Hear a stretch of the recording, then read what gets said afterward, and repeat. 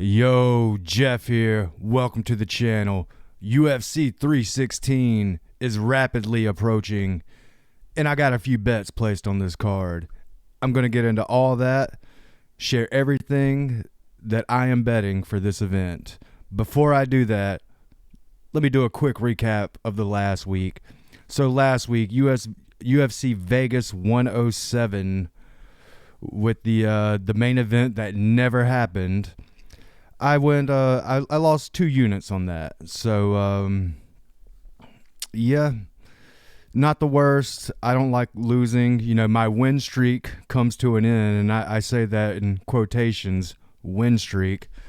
But, so back in the red. And now for the year, I'm down 17 and a half units. But I was down 22 at a point. So hopefully losses aren't too big.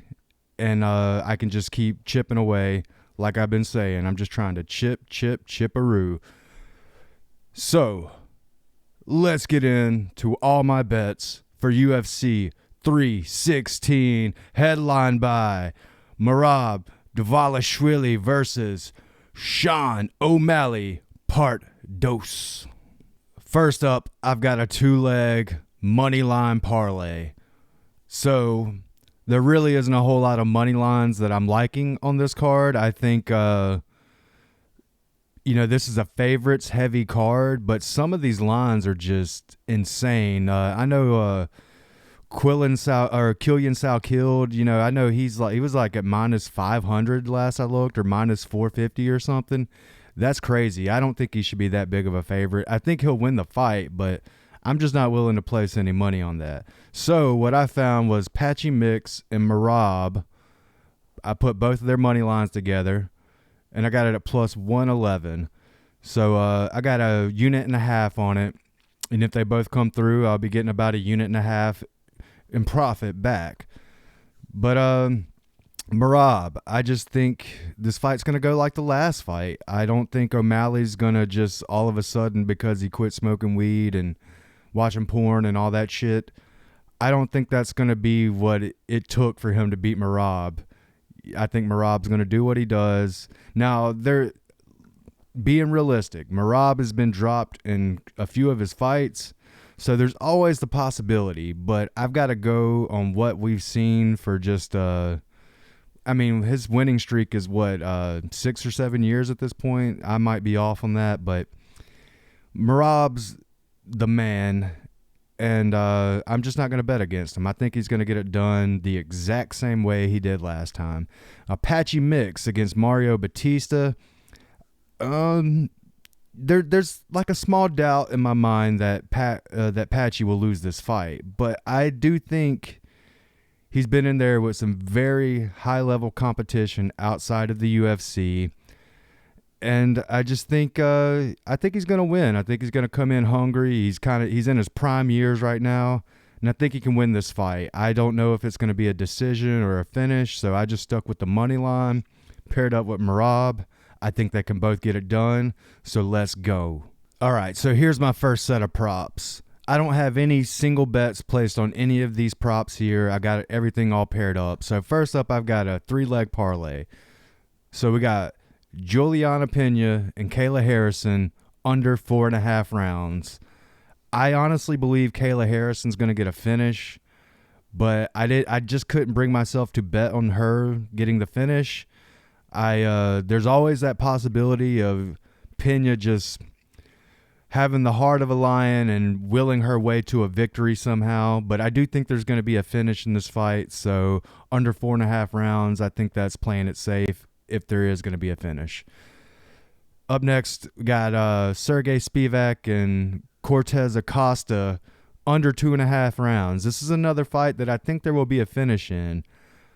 I believe Sergey can get it done, but there's always the possibility of Cortez getting the knockout.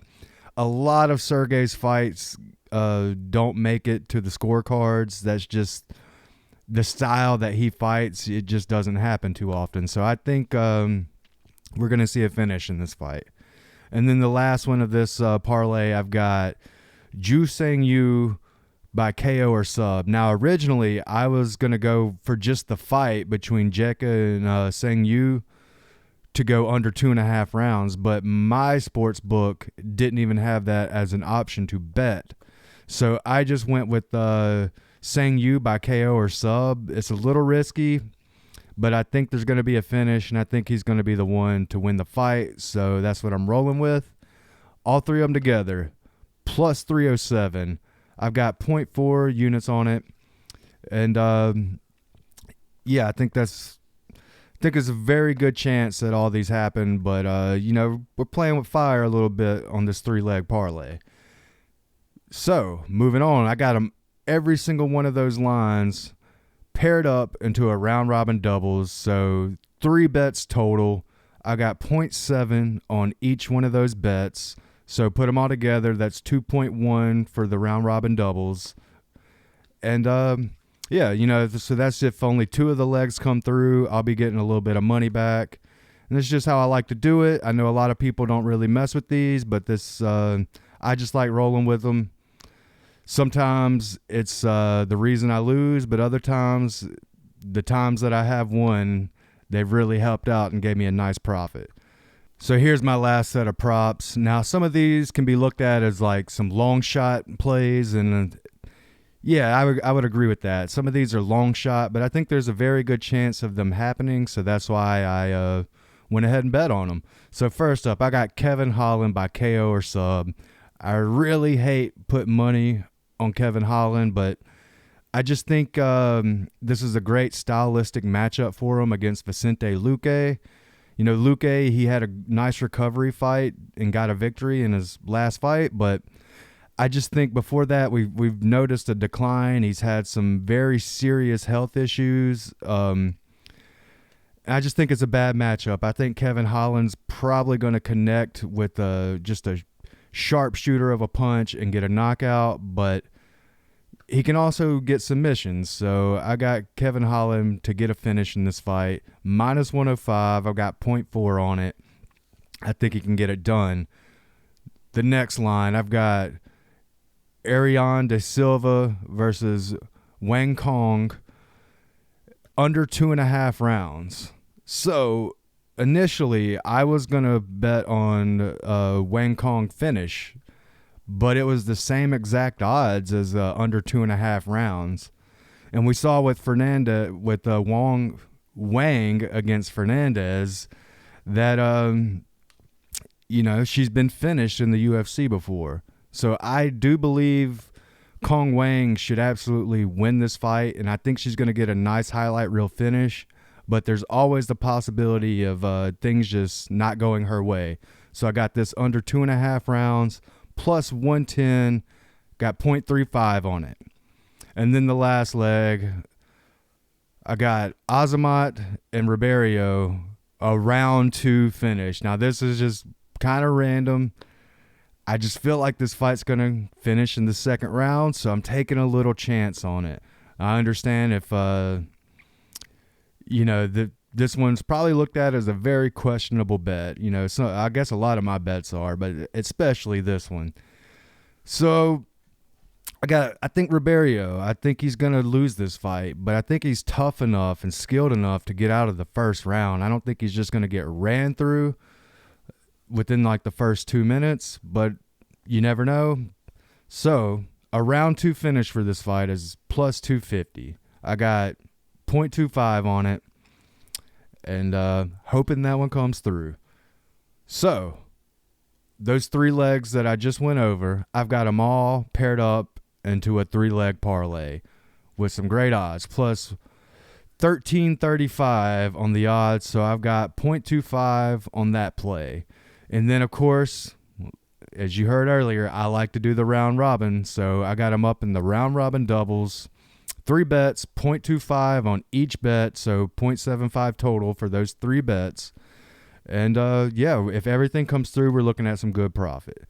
All right, so that's all the bets. And for the entire event, I've got just 6 units at stake. And if everything comes through, I'm looking at 14 units of profit. So, highly unlikely, but that would be nice. That would be nice to that'd knock off a huge chunk of my losses for the year.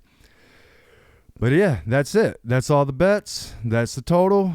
Hey, if you watch this video, I appreciate you. If you want to give a like or a subscribe, I'd appreciate that too. It's all good either way. That's it for me. Until next time.